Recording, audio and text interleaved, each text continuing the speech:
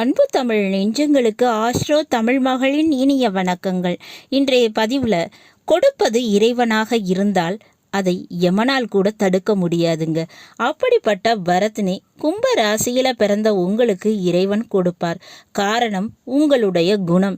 எப்பவுமே அடுத்தவங்களுக்கு கொடுத்து வாழணும், யாரையும் கெடுத்து வாழக்கூடாது அப்படின்னு நினைக்கக்கூடிய ராசிகள்ல முதல் ராசியாக வர்றது உங்க கும்பராசி தாங்க.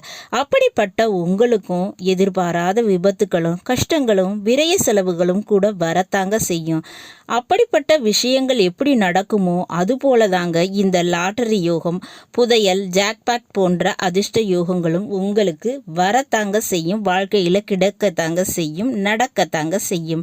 அது எப்போ, எந்த வயசில், எந்த திசை காலகட்டத்தில் நடக்கும், இந்த மூன்றில் எது கிடைப்பதற்கு அதிக வாய்ப்பு இருக்குது, அதை பற்றி தான் இன்றைய பதிவில் பார்க்க போகிறோம். பதிவினை முழுமையாக பாருங்க. பதிவு பிடிச்சிருந்தால் லைக் பண்ணி கமெண்ட் பண்ணி மற்ற நண்பர்கள் உறவினர்கள் பயன்பெற அவங்களுக்கும் ஷேர் பண்ண மறந்துடாதீங்க.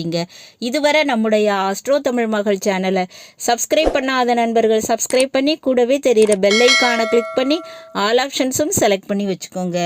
ஏற்கனவே கும்பராசியில் பிறந்த நண்பர்களுக்காக சனி வக்ர பெயர்ச்சி பலன்கள் பதிவு செஞ்சுருக்கேன்.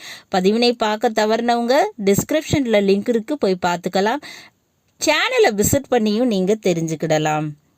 கும்பராசியில் பிறந்த நண்பர்களே, உங்கள் ராசியை பொறுத்தவரை ராசிநாதன் சனி பகவான்க. 12ஆம் வீடான மகர ராசிக்கும் அவர் தான் அதிபதி. சரி, முதல்ல இந்த லாட்ரி யோகம் உங்களுக்கு எப்படி இருக்கு? லாட்ரி யோகத்தை சொல்றது புதன் கிரகம்ங்க. ஏன்னா நோட்டு, புத்தகம், எண்கள், கணக்கு வழக்கு இதுக்கெல்லாம் காரகம் வகிக்கக்கூடியவர் புதன் கிரகம். இங்கே இந்தியாவில் இருக்கக்கூடிய லாட்ரி மட்டுமல்ல, வெளிநாட்டில் இருக்கக்கூடிய lottery, betting games, race, crypto currency இவை அனைத்தையுமே குறிப்பது இந்த புதன் கிரகம் தாங்க. இது எல்லாமே நம்பர் அடிப்படையில் நடக்கக்கூடிய விஷயங்கள் தான். அப்படி எண்களை அடிப்படையாக வைத்து கிடைக்கக்கூடிய அதிர்ஷ்டத்தை நீங்கள் எதிர்பார்த்தீங்கன்னா அதுக்கு காரகம் வைக்கக்கூடியவர் புதன் தான்.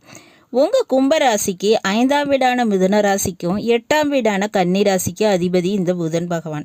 அவர் 2ஆம் வீடான மீன ராசியில் நீசமடைஞ்சிடுவார். அப்போ லாட்ரி என்பதற்கு உரிய அதிர்ஷ்ட வாய்ப்புகள் இந்த கும்பராசியில் பிறந்தவங்களுக்கு குறைவாகத்தாங்க இருக்குது. ஆனால் திருமண வாழ்க்கைக்கு பிறகு அதில் அதிர்ஷ்டம் இருக்க வாய்ப்பு இருக்குங்க. திருமணம் முடிந்த பிறகு லாட்ரி யோகம் கிடைப்பதற்கு வாய்ப்பு இருக்குது. அதே போல் வெளிநாடு, வேறு மாநிலத்துக்கு சென்று இப்படிப்பட்ட விஷயத்தை செயல்படுத்தும் போது அதில் வெற்றி என்பது அதிகமாக கிடைக்குங்க. புதன் திசை, புதன் புத்தி இந்த காலகட்டத்தில் லாட்ரி யோகம் கிடைப்பதற்கு வாய்ப்புகள் இருக்குது. அடுத்ததாக பார்த்தோம்னா புதையல் யோகம். புதையல் என்பது பெரும்பாலும் நிறைய பேர் மண்ணை தோண்டி, அதாவது நிலத்துக்கு அடியில் இருந்து கிடைக்கிறது மட்டும்தான் புதையல்னு நினைப்பீங்க. ஆனால் அப்படி அல்ல. ஏதாவது ஒரு பயணம் செய்து கொண்டிருக்கும் போது எதிர்பாராம ஒரு தங்க நகை, பொருள், பணம் அதிர்ஷ்டவசமாக கிடைக்குதுன்னா அதுவும் புதையல் தாங்க. பூர்வீக சொத்து கிடைக்கிறது, முன்னோர்கள் சேர்த்து வச்ச பொன் பொருள் பொக்கிஷம் கிடைக்கிறது.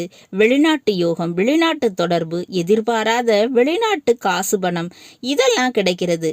இதுவும் புதையல் யோகத்தை சார்ந்தது தாங்க. அப்படிப்பட்ட புதையல் யோகத்தை குறிப்பது 8ஆம் வீடு.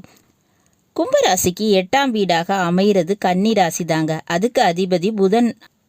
அது மட்டுமல்ல, இந்த புதன் இங்கே தாங்க, அதாவது இந்த கன்னி ராசியில தாங்க உச்சமடைகிறாரு. அப்போ 100க்கு 90% உங்களுக்கு புதையல் யோகம் அப்படின்றது இருக்கு. மேலும் தெய்வ அருள் உங்களுக்கு பரிபூர்ணமாக கிடைக்கிறதால அது கிடைக்கக்கூடிய வாய்ப்புகள் அதிகம்ங்க. இது உங்களுக்கு மட்டுமே உரிய விஷயம். இப்போ இந்த புதையல் யோகம்ங்கிறது புதன் திசை, புதன் புத்தி காலகட்டத்திலும், சுக்கிர திசை, சுக்கிர புத்தி காலகட்டத்திலும், சனி திசை, சனி புத்தி காலகட்டத்திலும் கிடைக்குங்க. அடுத்தபடியாக பார்த்தோம்னா ஜாக்பாட். சரி, ஜாக்பாட் என்றால் என்ன? Crypto currency, share market, online trading, IT ஃபீல்டில் வேலை தொழில் மூலமாக அதிக பணவரவு, அரசியல் பதவி வாய்ப்பு கிடைக்கிறது, சினிமாவில் வாய்ப்பு கிடைக்கிறது. இது எல்லாமே ஜாக்பாட் தாங்க. இதனை குறிக்கிறது 11ஆம் வீடு. கும்பராசிக்கு 11ஆம் வீடாக அமைகிறது எது அப்படின்னு பார்த்தா தனுசு ராசிங்க. அதுக்கு அதிபதியாக இருக்கிறது குரு பகவான். அந்த குரு பகவான் 12ஆம் வீட்டில் மகர ராசியில் நீசமடைஞ்சிருவாரு. 6ஆம் வீடான கடகராசியில் உச்சமடைகிறாரு. அதன் அடிப்படையில் வேலை பார்க்கும் இடத்துல பதவி உயர்வு கிடைக்கிறது, சம்பள உயர்வு கிடைக்கிறது, சினிமா அரசியல் வாய்ப்பு கிடைக்கிறது. இதெல்லாம் உங்களுக்கு கிடைக்குங்க. முக்கியமாக நீங்கள் தேவையில்லாமல் இடமாற்றம் பண்ணாதீங்க.